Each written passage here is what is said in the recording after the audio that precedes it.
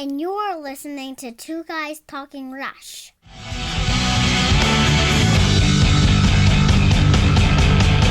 Two guys talking rush. Two guys talking rush. Two guys talking rush. Two guys talking rush. Two guys.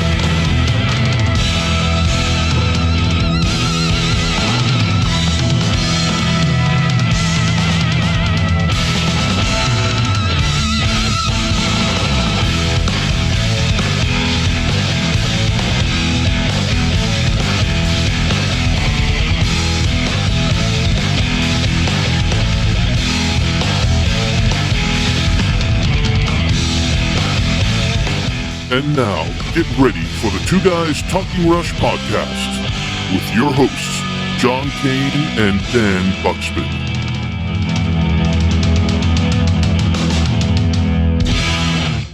Hey folks, my name's John Kane and this is the delightful Dan Buxton, and welcome to episode 42 of the Two Guys Talking Rush podcast. This is not Two Guys Talking Josh Groban. It is absolutely not that. It's Two Guys Talking the incredibly iconic Rush. So listen in, folks, and discover the best Rush podcast in the entire Solar Federation. Two Guys Talking Rush. Dan. Yes. Josh Groban. When I say these little funny little... You're just fucking around. These quips. I'm just fucking around. Is it a quip? Is that the right word, a quip? It's a quip. It's a quip. I think in the unlikely event that Josh Groban listens to this and hears that joke, I believe he will take it in good humor and go on with his life, and it will be fine. Listen, there at least could be one episode dedicated to Josh and his scarf. Yes, absolutely. That motherfucker, I think I saw him like in 90-degree weather on some parade float with a scarf on. But still had the scarf. Yeah. That's his thing, the scarf. Yeah. And it's not like Dr. Zachary Smith, the tufted scarf, silk scarf. This is a honking wool Josh Groban scarf, I don't think he's wearing scarves anymore, though. Oh, no. Oh, I thought like maybe the scarf had like magical powers, and if he took it off, he suddenly ages like 800 years, and he's walked the earth for 1,000 years, and only the scarf keeps him young. I mean, listen, if he's not selling CDs, he should at least be selling scarves. Something. Yeah. Get out there and be somebody, Josh Groban. Dan, we just dedicated 3 minutes to Josh Groban. A full 3 minutes. Yeah. Sorry, Rush fans. If you don't like it, then, keep listening. Then please keep listening. Well, here we are, another episode 42. We're rolling right along. Our downloads are increasing, which is great, and we're getting more and more fans that are listening. So it's some good stuff. So we're really proud to be able to be with you here today, and also to be doing a cool thing and having folks enjoy it. Hopefully the majority of you enjoy our banter, our ridiculous exchanges here. But anyway, I wanted to also remind folks, because the summer's coming along, Dan, people go on vacations, people spend time with their families. It's a good time to get locked up. Yes. Get in some trouble. Yeah. So our format might change over the summer for a couple of months, but don't be alarmed. We have a whole fall season, a CBS, NBC, ABC fall season. Oh yeah. You could flip through the TV guide and find out what's coming. Remember doing that, like looking through the TV guide, saying, the greatest American hero. Like, you'd be looking through the Dukes of Hazzard, what have you. I used to get a subscription and do like the crossword puzzle and everything. Like the TV guide was quite important to me at one time in my life. It was like something you sat down and like read. Yeah, you had to take it in, internalize it, really feel it in your body, Yeah, totally. Yeah, you would, flip it through the TV guide, like Two Guys Talking Rush fall season. Wouldn't that be awesome? That would be cool, yeah. Being a kid of the 70s, I always looked for what new cartoons would be coming along and what cheap animation Hanna-Barbera would be regurgitating, Yeah. But they were... Hanna-Barbera just churned out the cartoons, man. I mean, it was like they just had like a mangle to just churn them out, like with the thing on this side. It was incredible. We are products of the 70s, you and I, Dan. Totally, 100%. And like it's a little like predictable. We are how the much latch. we're products of that. I know we're the latchkey Gen Xers, man. All right, cool, man. Well, hey, there it is. Again, our summer format will change a little bit. We have awesome interviews. We're not going to throw old stuff at you. We have a whole pipeline of guests that are waiting to have their shows air. So there's no shortage of that. Our preamble, how we record the show, might change a little bit, so don't be alarmed. We might just take a little break and come back fresh and new. Anyway, remember, folks, this show is hosted by fans for fans, and our listeners know we are inclusive. Each week, we try to mix it up with guests and content. We want fans to join us on this magnificent journey. This show is about the fans. Most importantly, this show is for Rush fans, and that I just want to make that very clear. We do this. We do this for the fans, not so Dan and I can sit here and stare at each other. And that's just a bonus. Make shit up. Yeah, exactly. It is a bonus. Well, I want to thank our last guests on episode 40 and 41, music writer Martin Popoff, the Stephen King of rock and roll writers. He probably hates that, but I mean that in the kindest way. Yeah. By now, he probably is like, okay, I'm going to get an email from him like, please stop Okay. calling me the Stephen King of rock and roll writers. I just mean that in the most utmost. You refer only to his productivity, of which we are envious. Yeah, and Stephen King's a great writer, and Martin's a great writer. Well, on these two episodes, Mr. Popoff talked with us about Dr. Popoff. Dr. Popoff. He talked with us about his latest book, Driven: Rush in the 90s, and in the end, the third and final book in his 3-part Rush Across a Decade series, which can be now ordered through Amazon. So check it out, and you can also check out martinpopoff.com to see what he's up to. We also had an awesome Rush video ratings session, which I'm hoping to get some feedback on from fans. So if you listen to that, let us know what you think. Those episodes are not up on YouTube yet, so they will be soon. Also, we're here on Two Guys Talking Rush. We're fans of the talented crews who support the talented crews who make up the live event touring industry. So please support the Sweet Relief Musicians Fund at sweetrelief.org.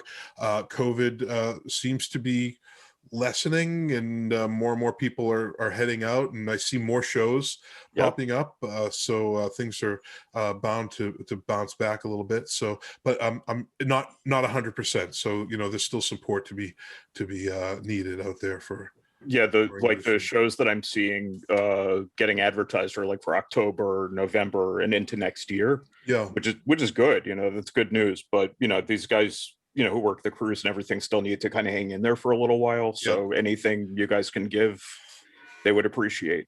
Also, I think I've heard there's a deficit in the industry. A lot of people moved on. They went and had to do other things, and waiting around, they couldn't do that. So they probably had to. If anybody's interested in getting, if I was 20 years younger, man, I would totally just go on a tour. Sadly, I know. Yeah, but I could move forward. Forward. I'd be the guy they want to get rid of at this point. Well, I'd be the guy they have to call the ambulance. Where's Dan? He's leaning over. He's breathing on that amp really heavy. Looks like listen, man, it's a hard job to you got to be in shape for that business. Yes, most definitely. And I am not in shape. So. I know, man. Oh, I just dream about that.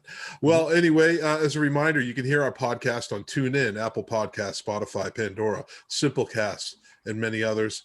This show is recorded in video, so please check out our YouTube channel and click subscribe. A quick Rush Radio shout out. You can find Rush Radio on the TuneIn app and at rushradio.org. A big thank you to Ed Stinger at rushasaband.com. We love Rush as a Band. We love Ed Stinger. He's welcome on our show anytime. He's he's one of the hardest working men in Rush. I see what you did there. Another quick shout out to the Mighty Why Not. Their music can be heard in our show's intro. An incredible band. We're going to have them on soon, and they're going to be touring. I think they already have several tour dates coming along. One in Connecticut, which is really cool. Rush fans, we want to hear from you. If you have comments, suggestions, ideas, questions, concerns about the show, submit them. We want to hear from you. Either you like us or you don't. Let us know. Don't hide it. Don't keep it in. That's bad. That's bad for your health. Let it out. Email us at 2guystalkingrush@gmail.com. That's two, the word two, not the number two, guys talking Rush. We're always looking for super fans for our Rush super fan spotlight. You'll notice on our show and our format, every other 3 or 4 shows, we have someone who's just a giant super fan that have gone on to do cool things. And if you think you're that person, let us know. What it is that makes you a super fan, what it is that you do special. Do you collect a lot of Rush? Do you have a lot of tattoos? Do you did you name your children? Getty, Alex, Neil. Maybe you had one kid and you named them all 3. Getty, Alex, Neil. Getty Alex Neil. Anyway, if you think you should be on the show, let us know. We'll have you on. All right, convince us. Our website is www.twoguystalkingrush.com. I got to do some more updating, but it's there. You can find everything you need on our website. Our Facebook page is facebook.com/2guystalkingrush. twitter.com/2guystalkrush. And again, subscribe to our YouTube channel. You can buy all sorts of cool things on our website, like mugs, stickers, T-shirts, whatever, if you're interested. And we do have a Patreon account to support the podcast monthly, if you wish. That's www.patreon.com/2guystalkingrush. Well, we tend to in this part of the show talk about Rush's tour history, and someone made a comment on one of our let's see, it's on our on our YouTube channel. Let me find this here. And they said it was for Phil Simon's episode. And one gentleman, Robert, said, "This is the first I heard of the shows at the Hammersmithodian in 1979 that were filmed. I would love to see it just to see something for nothing, which I had thought had never been filmed before." And then another individual said, "These guys need to brush up on their Rush. I'm pretty sure the concerts played is over 2,500. Have they even read Wandering the Face of the Earth and Molly Hatchet? ? Huh?" I think we were probably just tired. It came up for like 10 seconds. Yeah. Molly Hatchet. Yeah. And then we moved on. Yeah. I know. Well, listen, this is Robert. We really try here on this show. And it's hard to please everybody across the globe because this podcast goes way out. And there's a lot of effort that goes into this sort of thing. And sometimes we do it late at night, early in the morning. We squeeze our recording of the episodes in between, little bits and pieces of free time that we have. So if we're ever off the mark or if we're ever, not on the money about something, it's just because we're just human. We're human.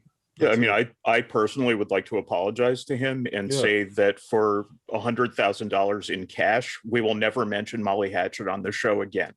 So just send it to us again, cash, unmarked bills. The thing is it will never come up. Yeah, but we talk about a lot of bands on this show. I mean, it would just be stupid to not mention the peripherals. Any other music. Yeah, come on, man. Like, So Robert, I'm sorry that you got upset over that. Please forgive us. We'll make it up to you. Okay. But send us money. Yeah, send us some cash. And Robert, if you want to come on the show and state your case, let us know how you feel. We'll go for it. It's an open forum here. We're totally happy to have people on for editorial replies and rebuttals and all that sort of thing. Yeah. The thing is that, I'm not a Rush scholar, and neither is Martin Popoff, and he's written 3 books about it, and he will admit that. He's not an expert on Rush. He knows more about Rush than the average Rush fan, but there's someone that knows more about Rush than Martin. There's someone that knows more about Rush than I do, than you do. Right. So, to be able to get everything right, it would be extremely boring. What would be the point of it all? And then B, if something's wrong, we'll fix it. So, there it is. How many Rush shows were there explicitly in their touring history? There were a lot. I will certainly stand behind that number and say there were a lot. Yeah, right. I mean, yes, we're going to get some of our data wrong. Sometimes we're going to get like some of the trivia wrong. Sometimes, sorry. Yeah. Again, give us money, and we'll try not to. Yeah, because we are doing this for free. Anyway, Yeah. Robert, hope that made sense to you, buddy. Here it is. This week in Rush tour history. In 1845, Rush was not on tour At all. Happy Victoria Day, celebrated in the song Lakeside Park, an official state holiday since 1845. Might there be some kind of date referred to in the song Lakeside Park that is somehow relevant right at this moment? Well, why don't you mention it? Might it be the 24th of May? That's right. Yeah. That is exactly right. We are Exactly. recording this on the 24th of May. Mm-hmm. Here it is. There, I just had to get that out. I'm sorry. Beginning in 1977, this Canadian holiday is now officially recognized as the Monday on or before May 24th. Mm-hmm. There it is. Yep. Happy Victoria Day. 1975, Rush play the Paramount in Portland, Oregon on the Fly-By-Night tour. And that same year, they play the Armory in Medford, Oregon on the Fly-By-Night tour. At 76, they play the Duluth Arena in Duluth, Minnesota on the 2112 tour. By the way, speaking of birthdays, it's Bob Dylan's birthday today. 80 years old. 80 beans. Incredible. He just sold his catalog, right? He did, yeah, How a much? few months ago. 400 for million? Some insane amount of money that I will never know exactly how much it was. What do you think about artists selling their catalogs like that now? Like Crosby, Stills, and Nash did, right? Just recently? There was a lot of it, like over the last year. I interpreted all of them as like this was like a COVID emergency and they needed money immediately because they couldn't tour. Yeah. And these guys have like major expenses. A lot of them have alimony payments and all that sort of thing. 7 houses. The money really needs to be rolling in all the time. And first album royalties went away because everyone's listening to Spotify or downloading or whatever. So they have to tour all the time. And then when that gets taken away, it's like, what do we have left? So it's not, I mean, I could be wrong about the reason, but to me, it seems to me very clear that it's like, you got to pay for that $7 million Malibu estate somehow. It's incredible because, truly the mansions on the hill are no longer with big artists. No. You're never going to see the big, as many. You'll see here and there, see some, but nothing like the Princes, the Michael Jacksons, the Neil Youngs, the big mansions on the hill. That is all done, sadly. It's mostly tech guys now. I think that's who has all the money now. Elon Musk, people like that. I know, crazy, right, man?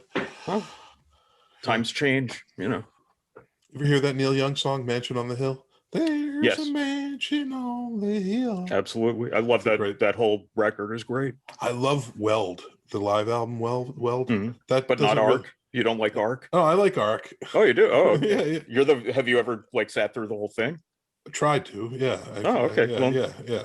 I don't own it. I own Weld. I don't know. What year did Ark come out? It was like a companion to Weld. It came out at the exact same time, and you could actually get it like together as a set when it first came out. I didn't know that. But that I have a hard time keeping up with Neil Young's vast catalog. You want to talk about somebody with a mangle just putting stuff out? That is him. So you recommend Ark? Do you recommend Ark? Only if you like just like a half-hour formless noise. That's what I remember about it. Yeah. Then that's the record for you. Yeah. If you like things that are like, oh, that's a song, I would go with Weld. Yeah. Or Way Down in the Rust Bucket that just got released. That's another show from the same tour that's really good. He just released a bunch of stuff, right? The box. Yeah. Did you bought that, right?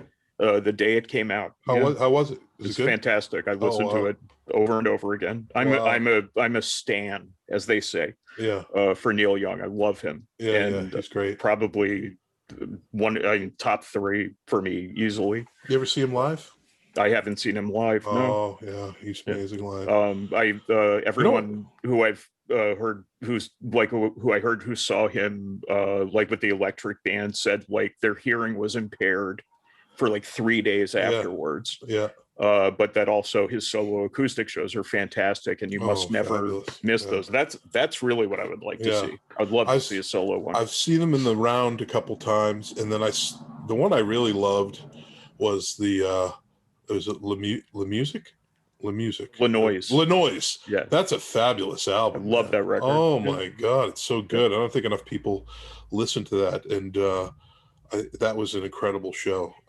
Just really great. Yeah, Neil's the man. He really is the man. Absolutely.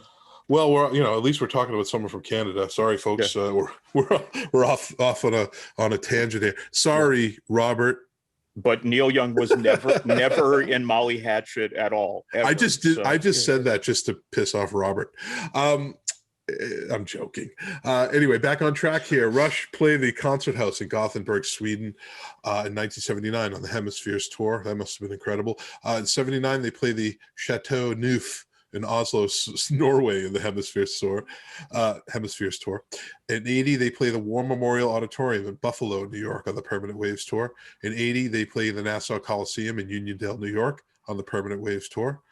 In '81, they play the Boston Garden, woohoo, my hometown, on the Moving Pictures tour. Dude, Boston Garden. It's wicked pisser. We saw the Moving Pictures tour with Rush. In '81, they play the Civic Center in Providence, Rhode Island, on the Moving Pictures tour. In '83, they play the Wembley Arena in London, England, on the Signals tour. In fact, I have a copy of, I found it in a record bin somewhere, of Moving Pictures with someone's backstage pass for that show. That was cool. Damn. Yeah, and they stuck it on the album. Wow. Yeah, I still have it. It's really cool. I can't believe someone let that go. That's kind of amazing to me. Yeah, I don't know. Well, you know me, I record hunt all the time. I've actually found a copy of the Remains first album. Yes, that's right. Well, I mean, it's the cover's damaged, but that's like a $400 album. Just pluck. Nice. Just flea market. I keep going to this one guy that's near me. No, I do my yard sale thing, and I go all around my perimeter here where I live in New Hampshire, and any records. And if I see someone that has some, and they say, you put any more out? And they're, next week, come back. He goes, I got some out in the back, and I'm sifted through, and I got Tower of Power. I'll get weird stuff that I'll try to sell, and some Monkeys, whatever. But but the Remains was like that's a keeper right there. Killer, man. Yeah, it's hard to find that one. In '83, Rush played the Royal Highland Exhibition Centre in Edinburgh, Scotland, on the Signals tour. Seeing Rush in Scotland must have been quite magical.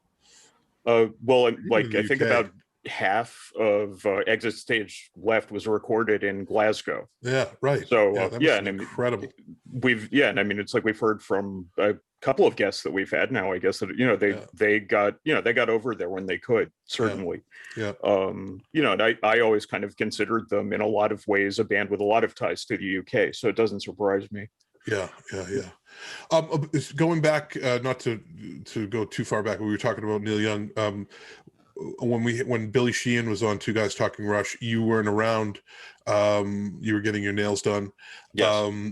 Mike Shue, my buddy, DJ, rock radio DJ Mike Shue, jumped on, and he has a podcast that you should check out called Long May You Young. Huh.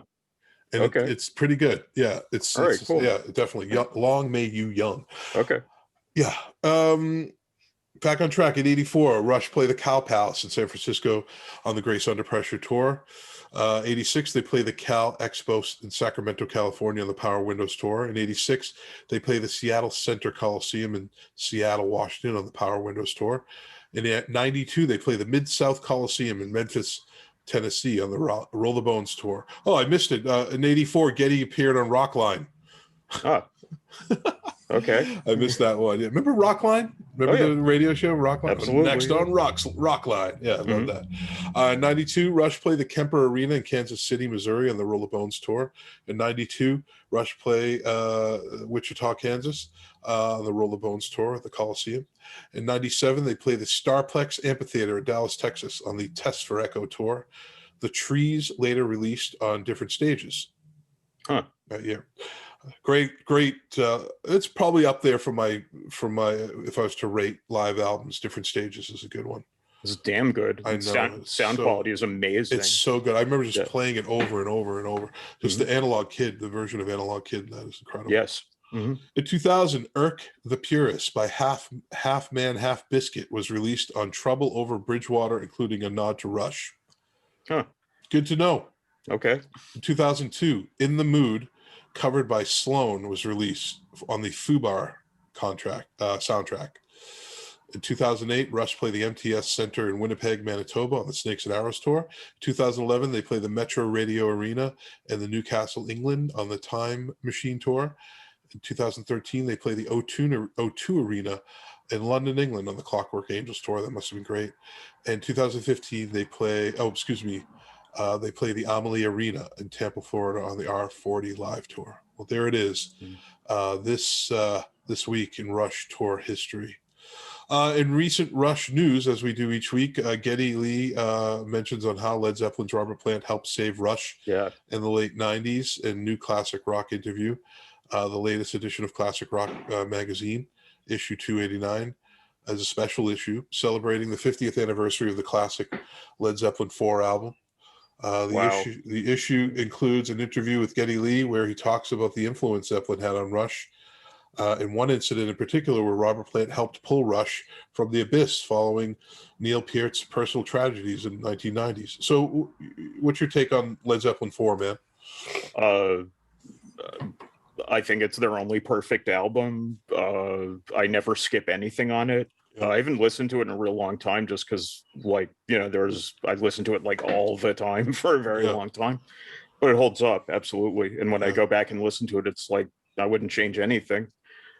Stairway to Heaven has been played enough, but it's just a victim of being overplayed. The song itself, there's nothing wrong with it.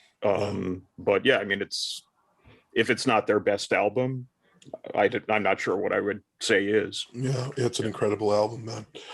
Following the death of drummer Neil Peart's 19-year-old daughter Selena in a road accident in August '97, Rush took an extended hiatus from the music business with none of the trio, vocalist, bassist Lee, guitarist Alex Lifeson, and Peart.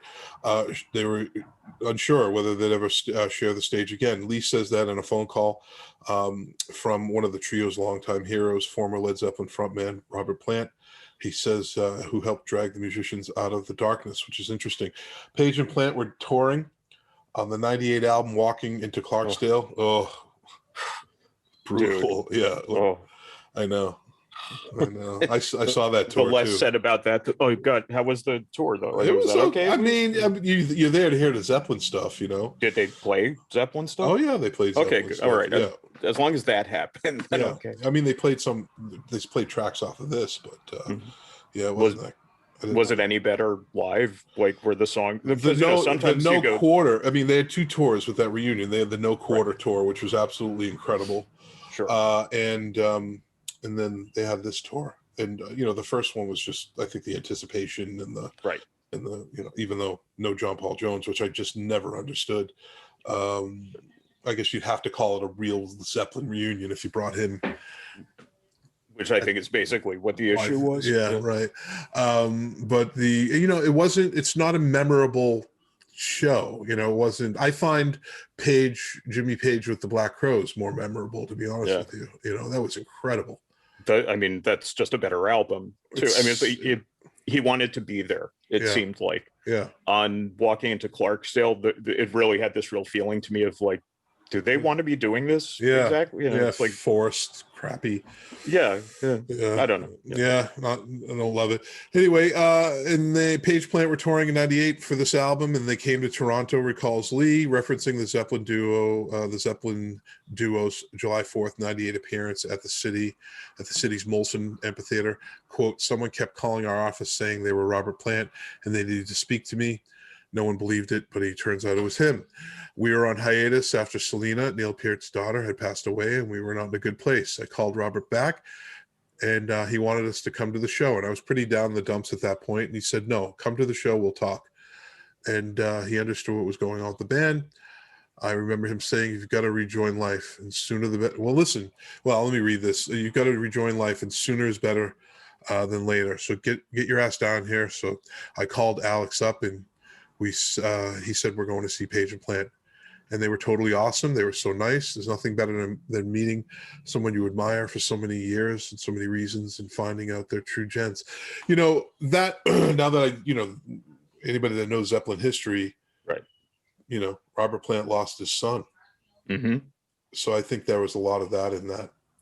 Yeah, I mean, I have to figure, right? Carrick, yeah. He was 6, I think. Yeah. And I don't know, it's like I have to figure, like, when something like that happens to you, you kind of join this like very sad Yeah. kind of fraternity, Yeah. where it's like it's just you and other people who have been through what you've been through.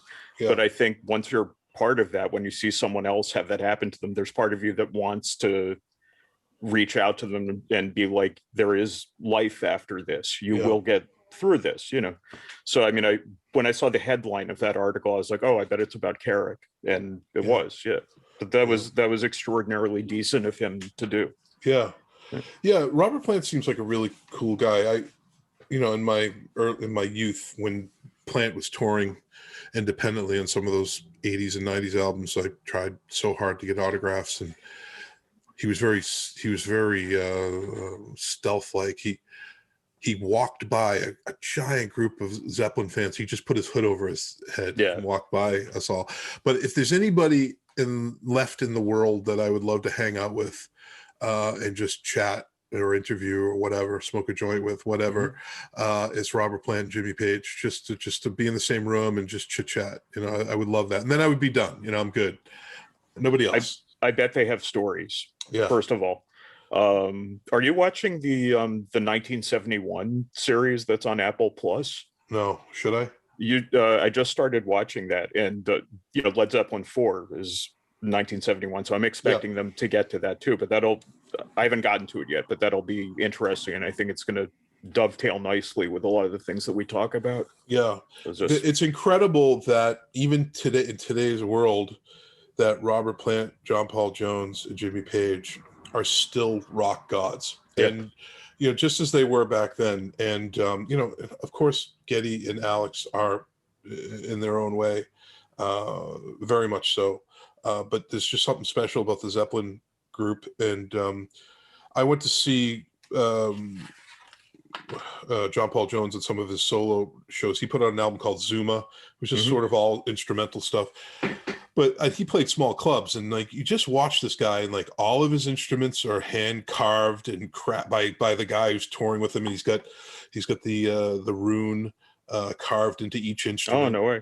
Yeah, and it's John Paul Jones, and he doesn't really need to be doing this, and he's John Paul Jones. And I just remember I had to get over by his piano because I knew he was playing no quarter solo and or non-lyrical. And I go over to the sort of the left side of the stage and get right behind it, and I'm like just watching him play those notes, the no quarter notes, and it's just like it just gives you chills. And then I open my eyes, I look around, and there's just all these beautiful women. Like the guy's 90, and he's still it's the Zeppelin thing, it's just something about Led Zeppelin's music, their persona. There's a mystique about those guys. They're just really powerful musicians and put out some incredible music at an incredible time.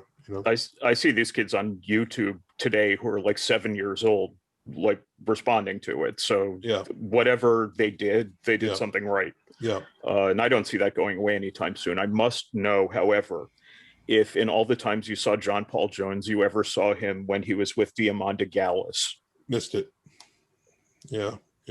I never saw them together, but I've seen her. Yeah. And I was really excited when I learned that they were going to be working together. And the record that they made is nuts. I don't know if you've ever heard that record. I heard some of it. Yeah, it's good. It's way out there. Yeah. So, if anybody has a chance to see these guys solo, I mean, Plant's voice isn't as great, but who can sing at that register any longer? I mean, it's a hard thing to do. Anyway, it makes perfect sense that this story came out, and the relationship between the two, the sort of torch carrying Rush and and then Robert Plant sharing a similar very sad tragedy in his own life, and then going on and then moving on with other Zeppelin albums thereafter. Sad story to lose someone like that, a son or a daughter or just anybody. I think the only album that he did after Carrick died was In Through the Outdoor. I'm pretty sure. All of your love. Yeah, right, exactly. Yeah.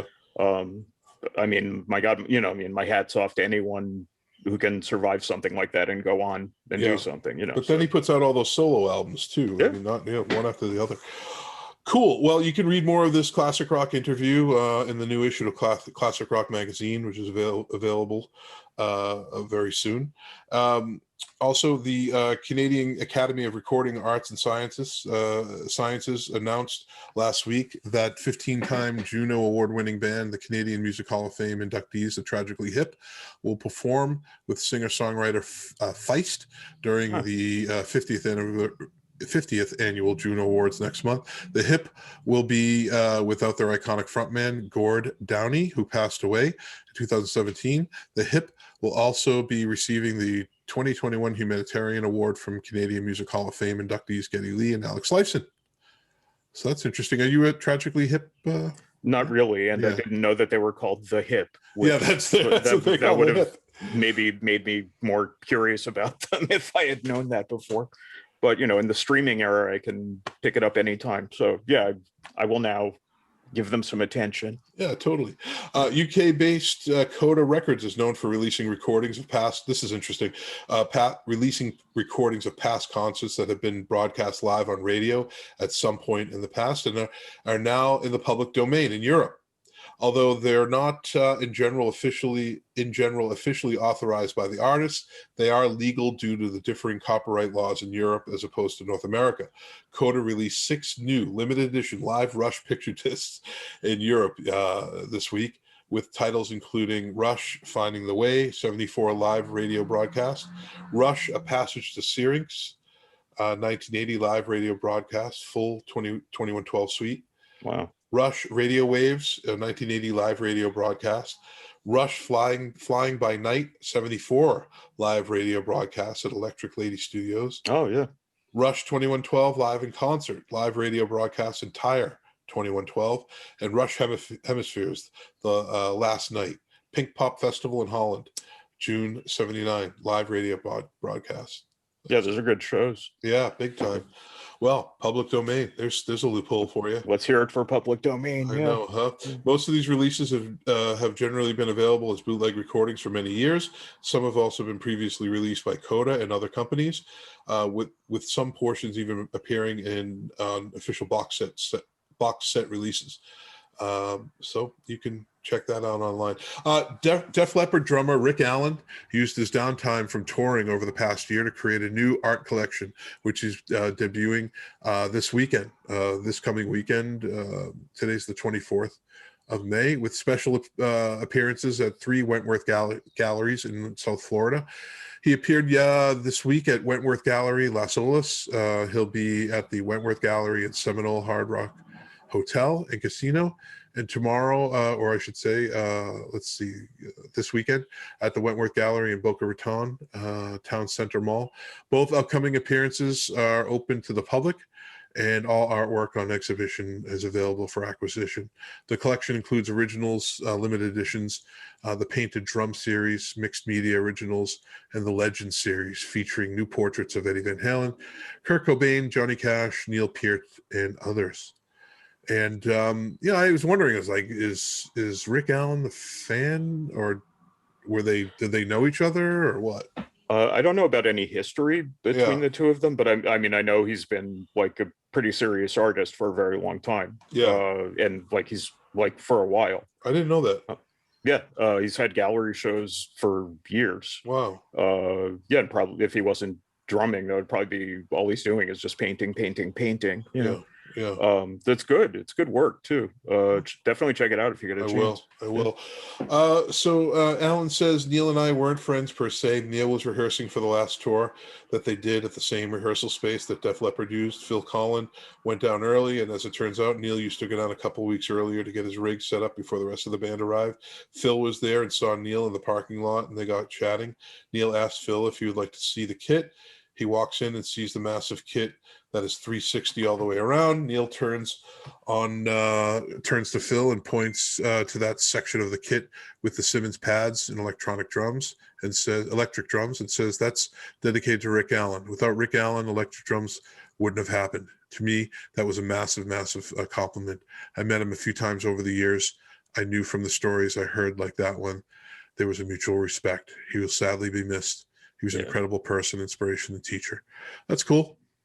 Yeah, I never really thought about it that way, but yeah, I mean, I guess Rick Allen really did kind of like put a lot of that on the map for rock drummers for sure. I have to say, I liked like the first 3 Def Leppard albums. You and I are in agreement on that one. Yeah. Everything after that, and I think things changed when Rick sadly, tragically lost his arm. I think the music slowed down a little bit. That changed. However, it was very radio friendly, and they became extremely successful. Probably more successful than they would have been on that trajectory of that AC/DC riffs. Probably, yeah. But the 3 albums are just hard rocking in your face killer albums. But I have to say, I've seen the band be interviewed, and they're just all wicked nice. And they're all brothers, and they all stuck by Rick Allen. They could have kicked him out, man, and said, we're not doing it. And they stuck with him, and they made something. They made lemonade out of some lemons with that. I have massive respect for them sticking by him and wanting to, just let's be sure, if you can't do this, we're going to let that be your decision. Yeah. I mean, you don't run into a lot of people who will stick by you through thick and thin like that, and that really says a lot about them. Right. Also, we've had people on who worked crew for them, and they all said they were like the nicest guys, and they had like huge respect for everybody. And it's nice to hear that occasionally that someone like that is out there. Yeah. Funny, there's a Dio connection in there. Vivian of course Campbell. There's a Dio connection. Vivian Campbell, who played on 3 Dio albums. Yes. Yeah, Holy Diver, Last in Line, and Sacred Heart. Plays with Def Leppard, and just all really nice guys. And they're one band. I saw a lot of bands in the '80s. They're one band that I just never saw, and I don't know why. I would have to look at their tour schedule. You can't see everybody. It's not possible. It's, I know. But boy, that Pyromania album, man, I just wore that out. Yeah. Oh, that's a great record. Like truly great record. Probably one of the greatest hard rock. They're not metal. They're not. They often get pulled into that new wave of British heavy metal, but they sort of bristle at the accusation of being heavy metal. They think of themselves a lot more as like, I saw something with Joe Elliott saying like they didn't want to go that way because they didn't want to get like confined as this like very narrow thing that would be hard for them to escape later. And no, it's not metal. It's definitely like, it's just a good solid hard rock on the, like on the AC/DC tip, like you were saying. Yeah. But those first 3 records here, those are tough to beat. Those are good records. On Through the Night. High and Dry. High and Dry, and then of course Pyromania. The mighty Pyromania. Yes. Unbelievable. Yeah. Killer stuff. Me and my wine. Absolutely. Love that. Well, anyway, we are introducing our next guest. So we're revisiting a topic that we did on one of our very early episodes, and in our teens somewhere maybe our tweens, maybe. yeah, when we were young. Yeah. We discussed the topic of women liking Rush, or women Rush fans, which I like to think that through this show we debunked that myth in some way. Listen, were there as many women at Rush shows 30 years ago? Definitely not. Have there been more as of late? Most definitely. So again, talking about who's an expert on what, I haven't done a dissertation on this issue. I'm a fan, and I could just make assumptions. Was I ever floored that I saw a woman at a Rush show? Absolutely not. I mean, you kind of just go and you enjoy you sit in your seat and you enjoy the thing. So the idea that only men like Rush never really occurred to me until it became a conversation that was talked about a lot. And then, of course, Donna Halper brings it up quite a bit, and it's sort of it's become a running joke. But from my and knowledge, there are actually more women Rush fans than I ever could have expected. And these are people who are super smart and who are highly professional and who do amazing things. And in particular, like running RushCon, all women-led, an incredible event. Just really smart people and dedicated, compassionate, as compassionate and dedicated to the Rush fandom as any dude, I would say. What's your and also very generous and sacrificing of their time and their energy. I think with no expectation that they're going to get anything back for it. Right. Huge respect. Yeah, totally. Well, this is the Women of Rush 2 episode, and just some quick bios so folks will know who will be chatting on this very lengthy and involved episode. This is one to really deep dive in. Teresa Murillo, she says her journey began in 1980 with the song The Spirit of Radio on the radio. Al's opener resonated through the house, and I clearly remember saying aloud, "Who is that?" In those days, the likes of AC/DC, Boston Ozzy, the Mighty Zepp, and Weather Report, due to my dad being a tenor player, also known as the godfather of jazz in San Diego, Joe Murillo, was resonating through the house. That day it all changed. Rush was and is my band. Through the 80s, I had to defend my right to be a female Rush fan, just like most of the sisterhood. First live gig, Aladdin Theater for the Performing Arts in Las Vegas, June 15th, just after my 18th birthday. Since that day, 42 live shows. I'm the type of fan who has personalized license plate, custom framed photos and posters displayed around my house, one small tattoo, multiple copies of CDs, DVDs, a plethora of patches, stickers, pins, t-shirts, plus a Rush wardrobe when traveling to Canada or attending tribute band gigs, which are very important to me.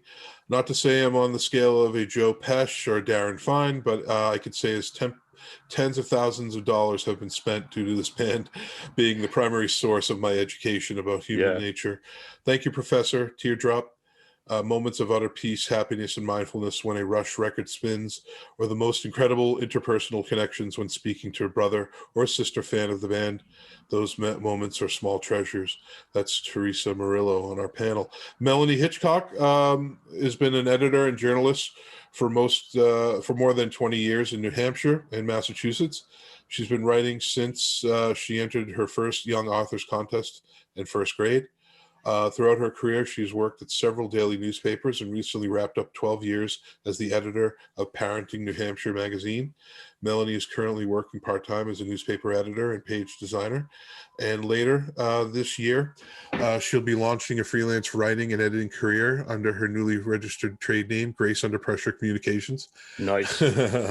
Melanie has been a Rush fan since '94 when she saw the band live for the first time on the Counterparts tour. You can follow her obsession at her Instagram account, rush.girls.rock. Well, I think that's just a period there. She had a colon.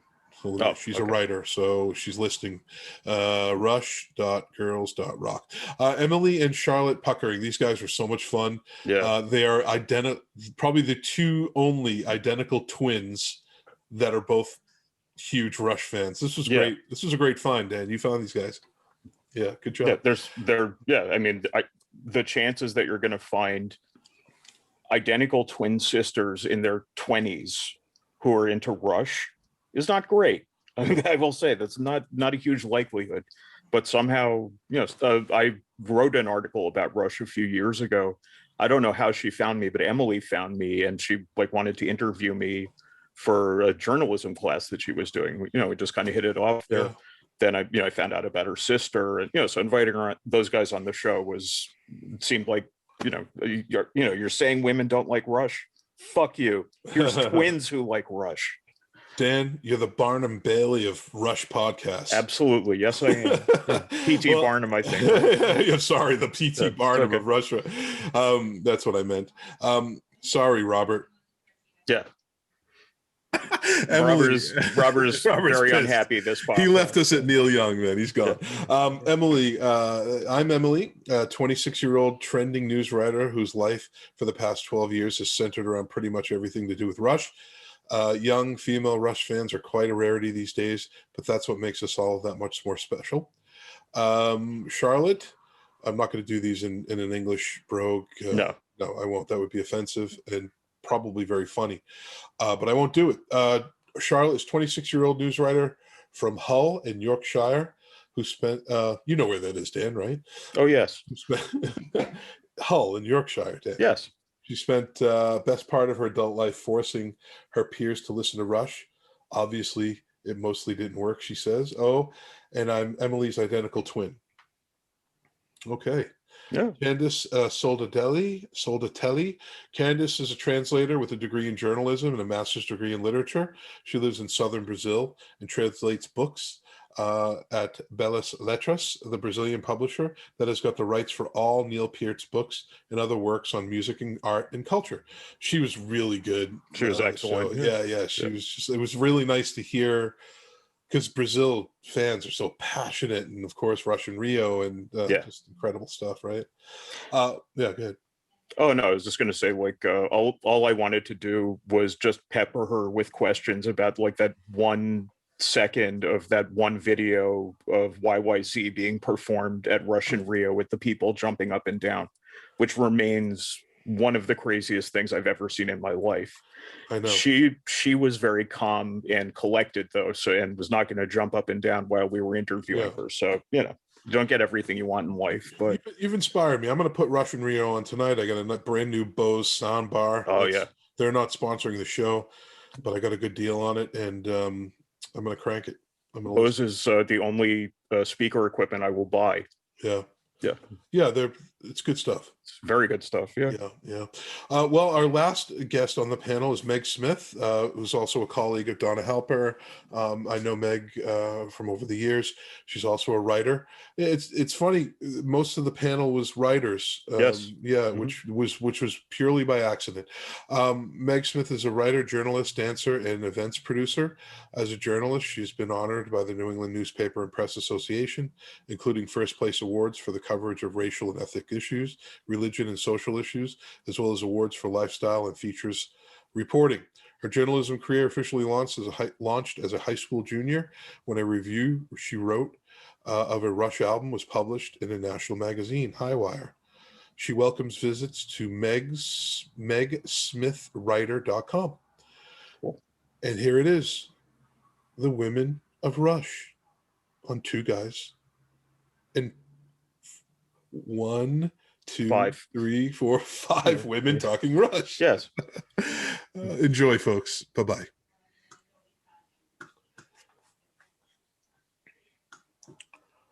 Hi there. Hi, folks. Hello. Hi. Hi. Hi, everyone. Hi. Hi, everyone. Hi, everybody. Welcome to Two Guys Talking Rush.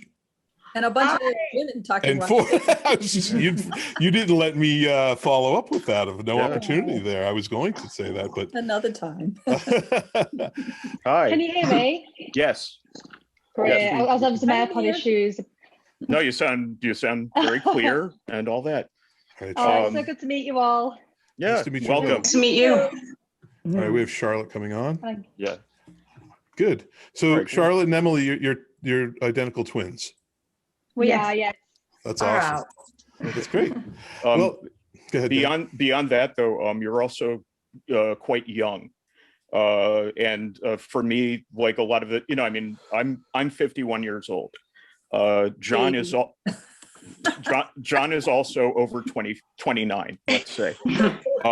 So a lot of the time when we talk about Rush, it's like kind of 80s Rush focused, just because that's like kind of when they got popular with teenagers like me. I'm very interested in when people in their 20s now, how did they find out about it? What was their introduction to it? What was their way in? Especially since if you're 26 years old, right? Yeah. If I'm not mistaken. Okay. So you were born when Counterparts came out, which to me is crazy, and I can't get my head around that at all. But then for me, it's like, okay, well then what was the entry point for them? Like what was the album that was sort of the key album for them? Or, maybe you just want to talk about how you got introduced to them in the first place and what your way in was. I'd say instead of a key album, it was definitely a key song for both of us. So we didn't really get into music till we were about 12 or 13. So we've known of Rush all our lives, but we weren't ever into them as children because we just went into music. But my earliest memory of Rush is because my dad is the biggest Rush fan ever. Oh yeah. He sat me and Emily down at the dinner table when we were about 8 and was like, "Oh, ladies, I want to talk to you about a song." And it was The Trees, and he wanted to analyze the meaning behind the trees. And we were 8, we didn't care. Like we were just messing. Yeah. I remember us two literally messing about and thinking we were in trouble. And he was like, "I just want to explain what I think it means and how it's a metaphor for society. And ladies, you need to listen to this because it's so intelligent." And we just weren't bothered. But it's when we hit about 13 and we got into more rock music and like AC/DC and Black Sabbath and all the classic stuff when we started introducing slowly some Rush stuff again. Did the Trees finally add up for you? And you're like, oh, okay, I see what he was talking about. Yeah. Like for me today, it's my favorite Rush song, hands down. Like I think just because that was like since I was 8, that's what I was introduced, and it was a big metaphor about how we see it. We see it as like a big thing about society and how the Oaks represent the upper class, the maples are the working class, and the sunlight is the money. All that kind of thing. That's how. Is that what that song's about? I thought it was just about some tree, like arborists.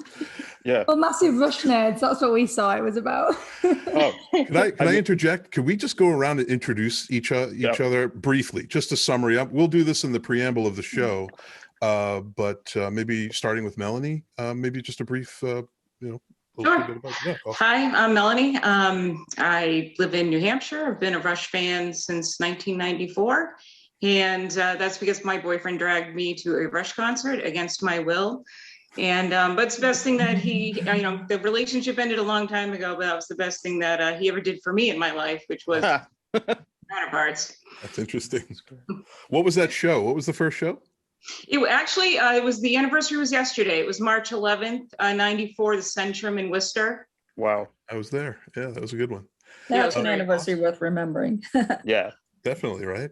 Well, thank you for coming on, Mel. We have a room full of journalists and writers here too, which is really interesting and really cool. Teresa, what about yourself? A little bit of feedback, and thanks for coming on. Oh, this is wonderful. My name's Teresa. I live in Palm Desert, California. And the first time I was introduced to Rush was from the radio in 1980 when The Spirit of Radio came on the radio. And that opening riff by Al caught me. That was it. That's my band. And it's been a relationship since then to this day. Nice. Very good. Well, thank you for coming on. Thank you. Meg, hi. Hi there. Thanks for coming on to Two Guys Talking Rush. Absolutely. Thanks for having me. Hi, everyone. My name is Meg Smith. I am a journalist and I live in Lowell, Mass. And allow me to share something of a poignant memory. It was the summer of 1982. I was a teenager and we were visiting our family in Ireland, which is where my mother's from. And my cousin, John, who is no longer here with us, was in a rock band, and his room and his little brother's room was absolutely plastered with posters of every rock band on the planet and Frankenstein for some reason. Anyway, for whatever reason, the poster of Rush was just very striking to me. And then a short time later, we were in London and sitting in the living room in London at a friend's house, and we put on the record Moving Pictures, which had came out a short time before that. And of course, the first song was Tom Sawyer. And I said, okay, this is that song that keeps coming up on the radio all the time. Now, all right, I get it now.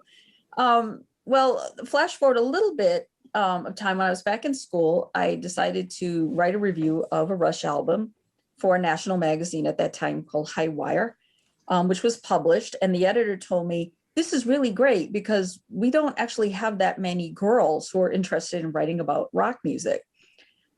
So in some ways, it's like Rush and I sort of go back to my formative time as a journalist. And then fast forward to 2010, I had the opportunity to interview Donna Halper, a name I think will be known to a lot of your listeners. Oh yes, as a friend and a colleague, and ultimately someone who really helped the band sort of get on their way to a broader audience.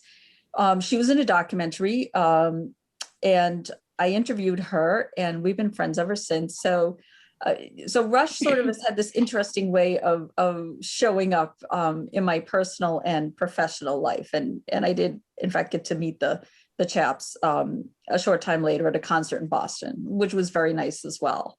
So I remember seeing you there. I remember seeing you at the Boston Garden. That's right. That was a lot of fun, yeah. We were at a show. Yeah, because you had your meet and greet photo, and then the very next concert, I got to have a meet and greet photo with Donna. Lots of fun. Yeah. Yeah. So I said to Dawn, I said, well, it's you and me and these guys who say they're in a rock band. They kind of photobombed our picture. That's funny.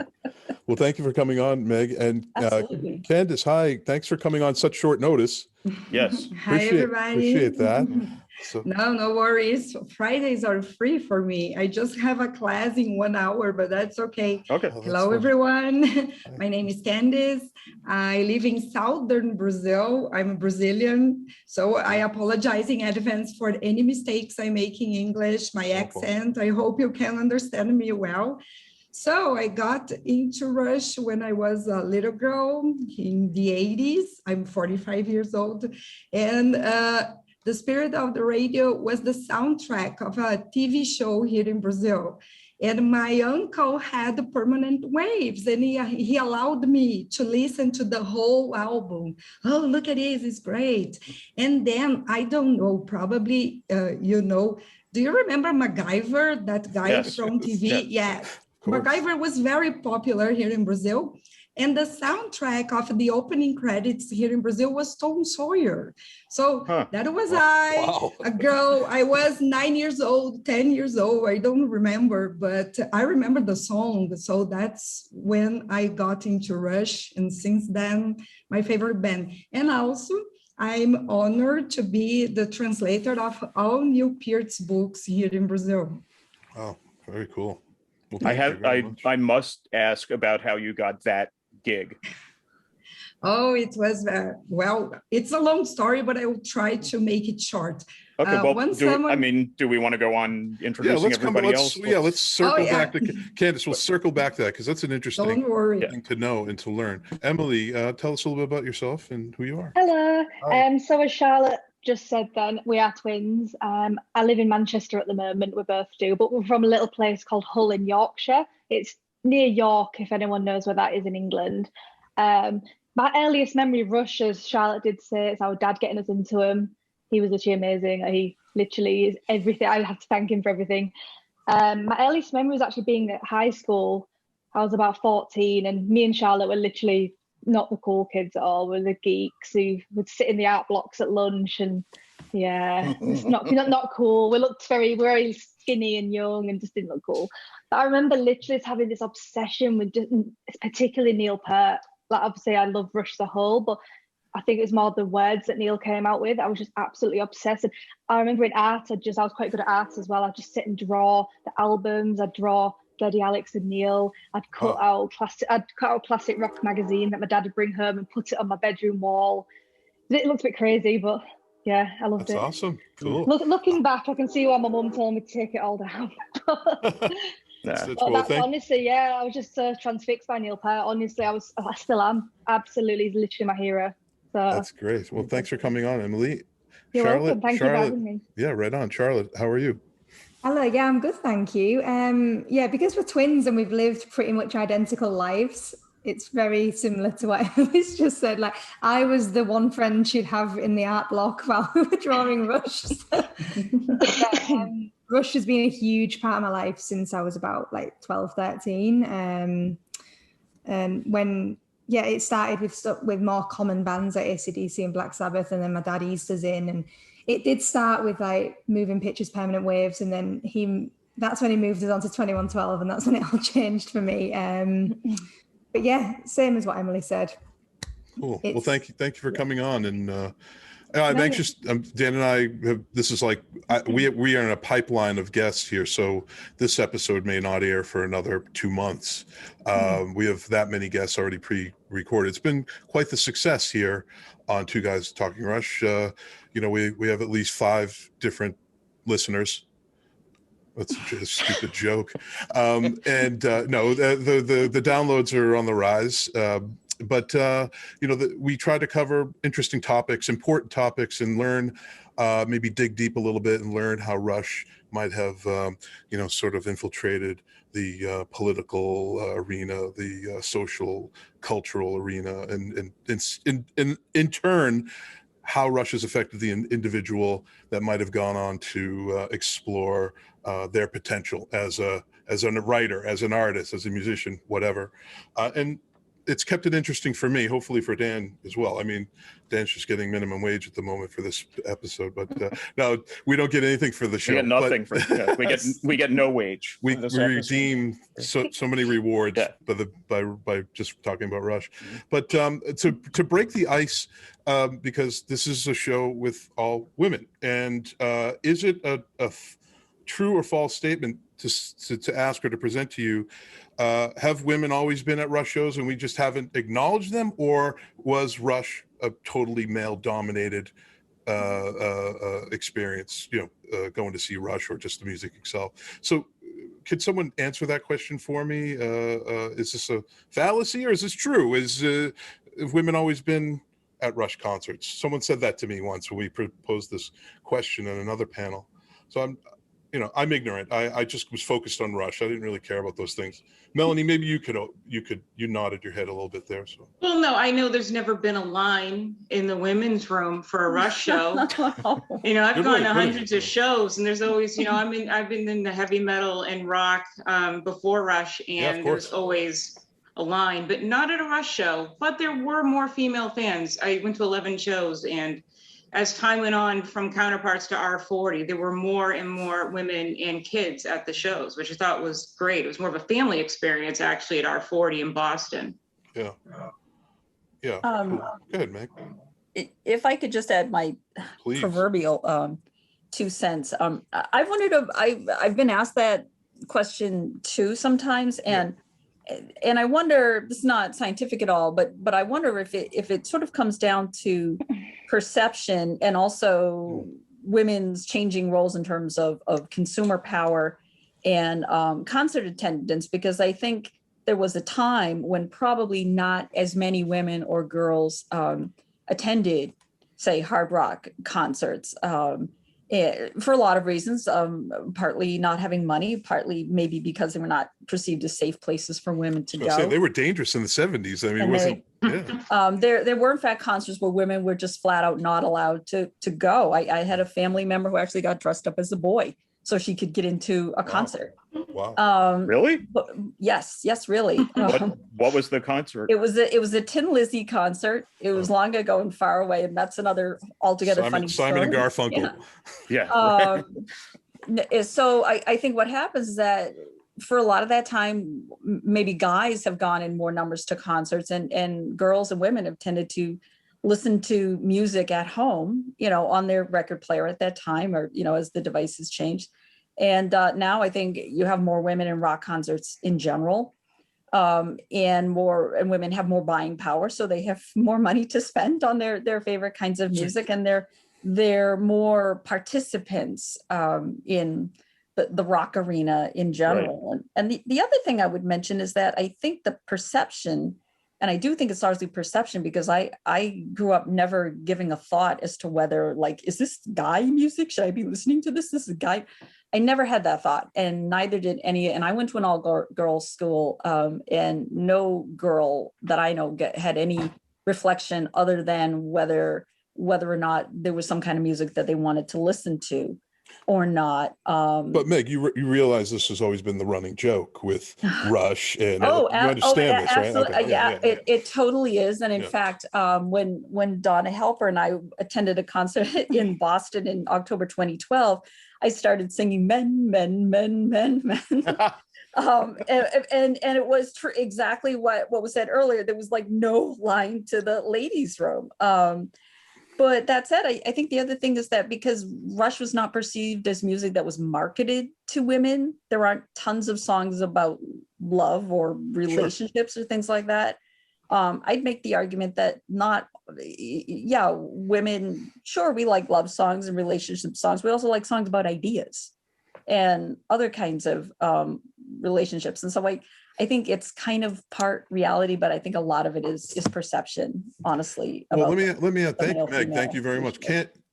Thank you very much for that. I mean, it's the sort of stuff we want to talk about. But Candace, let me ask you from an international fan perspective, and going to Rush shows, which I'm assuming you've been to several, and of course we all know about Rush in Rio and how massive of an effort and explosion of fans were there.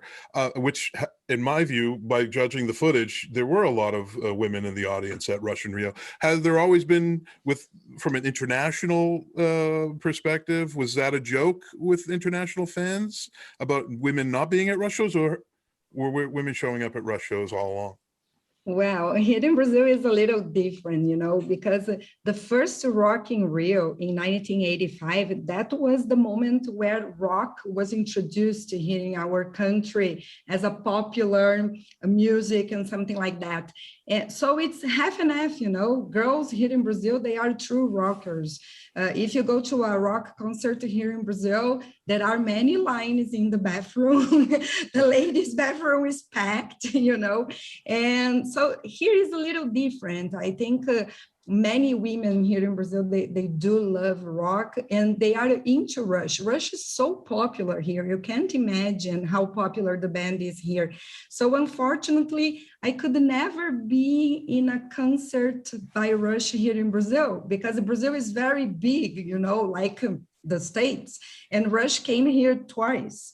And I live in deep South Brazil, and I didn't have money to go to São Paulo or Rio.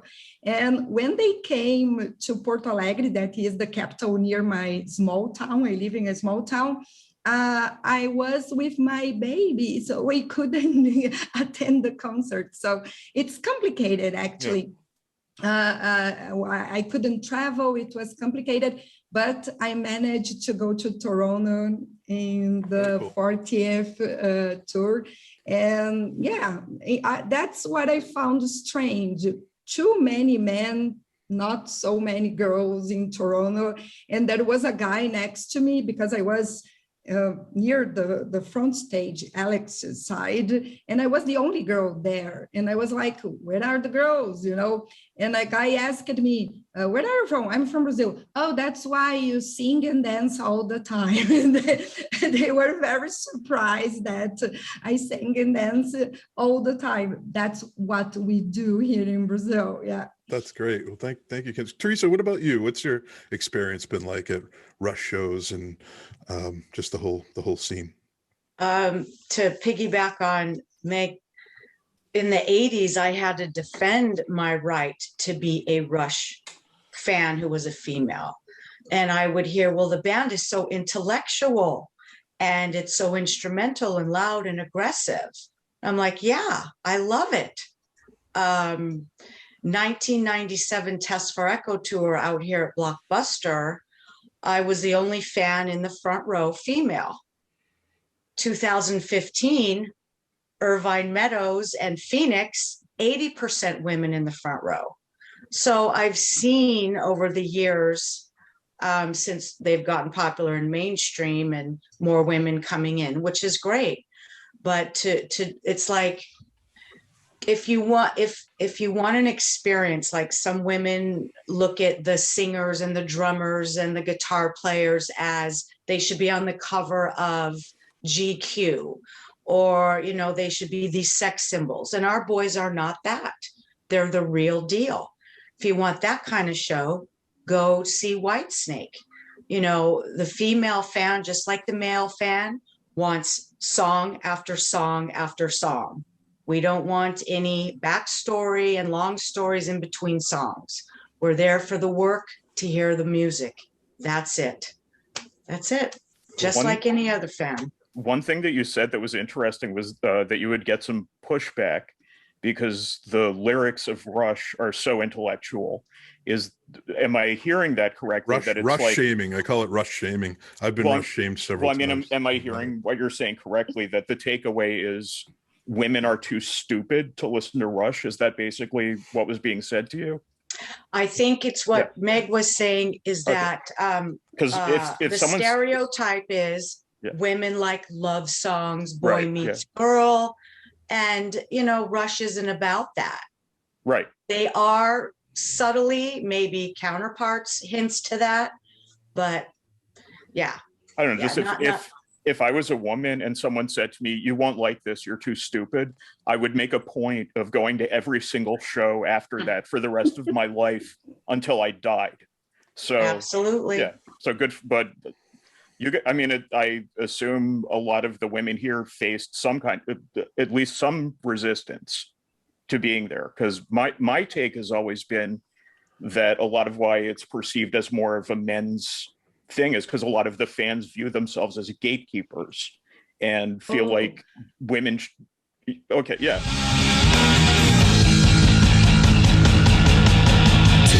guys are talking Rush. Two guys are talking Rush. Two guys are talking Rush. Two guys are talking Rush. Two guys.